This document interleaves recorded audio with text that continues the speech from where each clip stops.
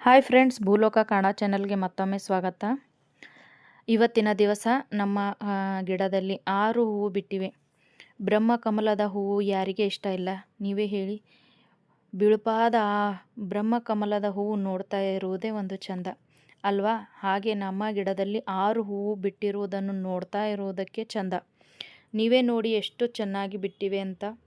ನಾನು 12ವರೆಗೆ ಇಡಬೇಕೆಂದಿದ್ದೆ, ಆದರೆ ನಮಗೆ ನಿದ್ದೆ ಬರ್ತಾ ಇರುವ ಸಲುವಾಗಿ ನಾನು 9ವರೆಗೆ ಕಡೆದು ನಮ್ಮ ದೇವರಿಗೆ ತಂದು ಇಟ್ಟಿದ್ದೆ.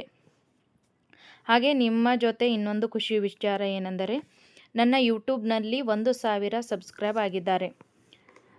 ನೀವೆಲ್ಲರೂ ನನಗೆ ಸಪೋರ್ಟ್ ಮಾಡಿರುವ ಸಲುವಾಗಿ ನನ್ನ ಯೂಟ್ಯೂಬ್ನಲ್ಲಿ 1000 ಸಬ್ಸ್ಕ್ರೈಬ್ ಆಗಿದ್ದಾರೆ. ನಿಮ್ಮೆಲ್ಲರಿಗೂ ಮತ್ತೊಮ್ಮೆ ತುಂಬು ಹೃದಯದ ಧನ್ಯವಾದಗಳು. ನೋಡಿ, ನಮ್ಮ ಗಿಡದಲ್ಲಿ ಎಷ್ಟು ಸುಂದರವಾಗಿ ಕಮಲದ ಹೂವು ಅರಳಿವೆ.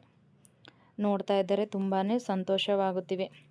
ನಾನು 6 ಹೂವುಗಳನ್ನು ಕಡೆದು ತಂದು ನಮ್ಮ ದೇವರಲ್ಲಿ ಇಟ್ಟು ನಮಸ್ಕರಿಸಿ ಭೀಮನ ಅಮಾವಾಸ್ಯ ಪೂಜೆ ಹೇಗೆ ಮಾಡಿದ್ದೆ ಅಂತ ನೋಡಿಕೊಂಡು ಬರೋಣ ಬನ್ನಿ.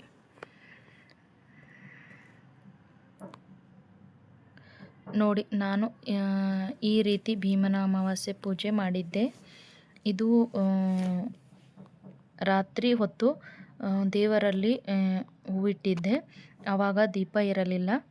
ನೋಡಿ, ಈ ಥರ ಮುಂಜಾನೆ ಮಾಡಿರುವ ಪೂಜೆ ಭೀಮನ ಅಮಾವಾಸ್ಯೆ. ಹೀಗೆ ನೀವೆಲ್ಲ ನನ್ನನ್ನು ಸಪೋರ್ಟ್ ಮಾಡಿ ಸಬ್ಸ್ಕ್ರೈಬ್ ಮಾಡಿಕೊಳ್ಳಿ. Thank you.